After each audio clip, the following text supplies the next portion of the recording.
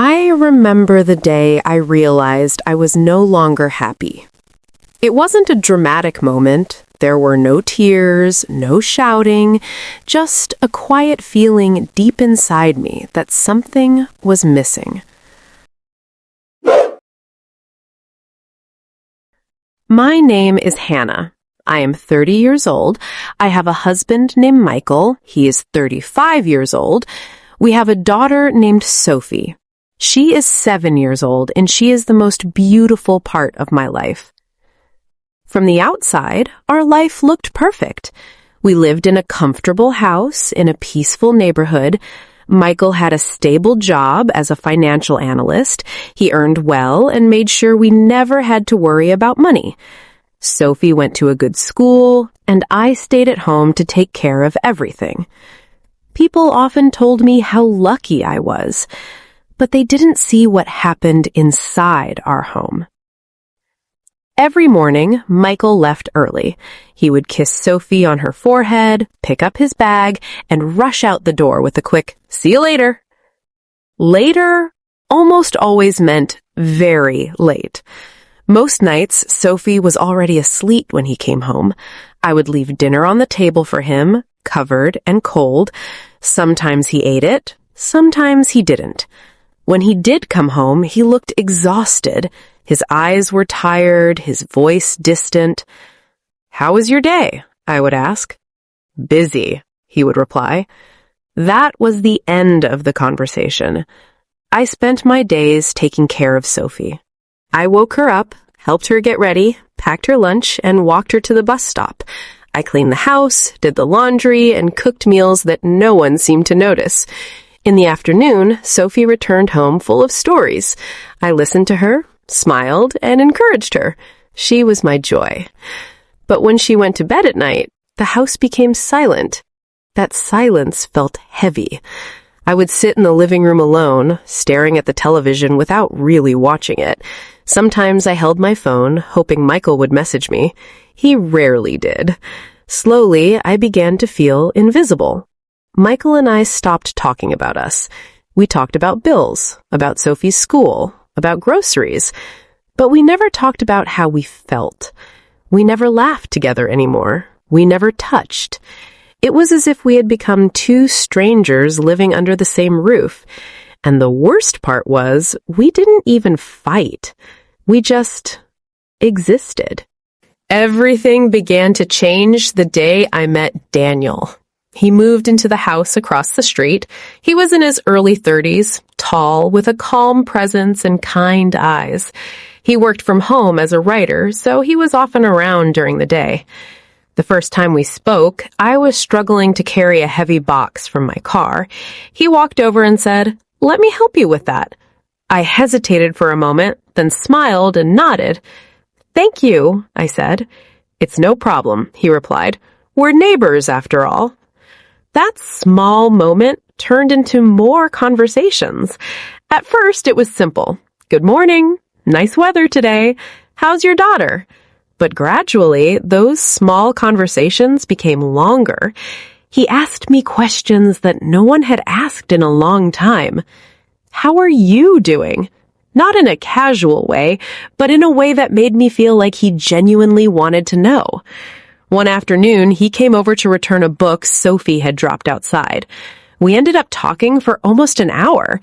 I don't even remember what we talked about, but I remember how I felt. I felt heard.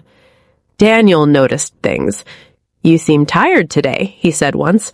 I laughed softly. "I guess I am." "You do a lot," he replied. "It's not easy running a home and raising a child." His words stayed with me.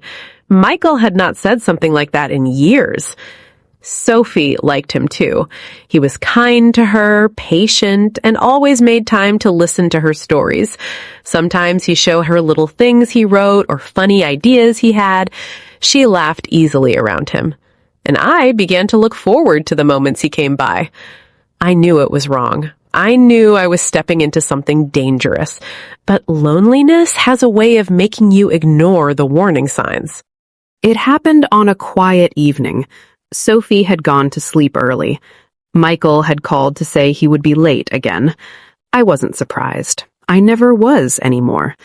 Around 8 p.m., there was a knock on the door. It was Daniel. "I was just checking if you needed anything," he said. The power went out on my side for a moment. "It's fine here," I replied, "but you can come in if you want." I don't know why I said that, but I did. We sat in the living room, the soft light creating a calm atmosphere. We started talking. At first, it was normal conversation, but then it became deeper. I told him about my loneliness, about how I felt like I was disappearing in my own life. He listened quietly. "I think you deserve more than that," he said gently. Those words broke something inside me. There was a silence, a long, heavy silence. I looked at him. He looked at me. Neither of us moved away. He reached out and held my hand. My heart began to race. I knew I should stop it. I knew I should walk away, but I didn't. That night, we crossed a line we should never have crossed. For a moment, I felt alive again, but deep inside, I knew I had made a mistake. The next morning, I woke up alone. Daniel was gone. There was no message, no note. Nothing. Days passed. He avoided me. He stopped coming over. He stopped answering my calls. It was as if that night had never happened. I felt confused, hurt, and guilty. I tried to focus on my family, on Sophie, on my responsibilities, but my mind kept going back to that night, to how I felt, to what I had done. Then one evening, everything changed. Michael came home early. That alone felt unusual. He looked at me differently, not with anger, but with suspicion. "Hannah," he said, "is there something you want to tell me?" My heart stopped. I tried to stay calm. "What do you mean?" He looked at me for a long moment.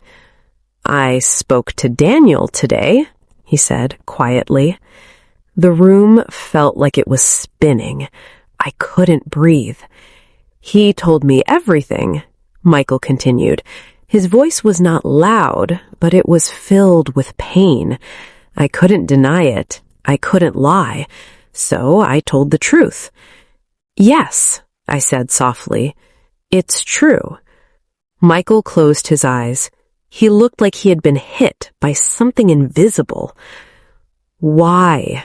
he asked. That single word carried so much pain. Tears filled my eyes. "Because I felt alone," I said. "Because I felt like I didn't matter anymore." Michael didn't shout. He didn't scream. That made it even worse. Our daughter woke up that night because of the tension in the house. She stood in the hallway looking at us with fear in her eyes. That moment changed everything. Michael walked over and picked her up. He held her tightly. Then he looked at me. "We can't do this to her," he said. I nodded, crying. "I know." That night we made a decision, not because it was easy, but because it was necessary. We decided to try again, for Sophie, for the life we had built. Michael stopped working late every day. He started coming home earlier. We began eating dinner together as a family. At first, it felt uncomfortable, like we were pretending. But slowly, things began to change. We started talking again, not just about responsibilities, but about feelings. It wasn't easy. Trust was broken, and broken trust takes time to heal. Some days were better, some days were painful, but we kept trying. Daniel moved away a few months later. We never spoke again. Sometimes I think about him, about that night, about the mistake I made.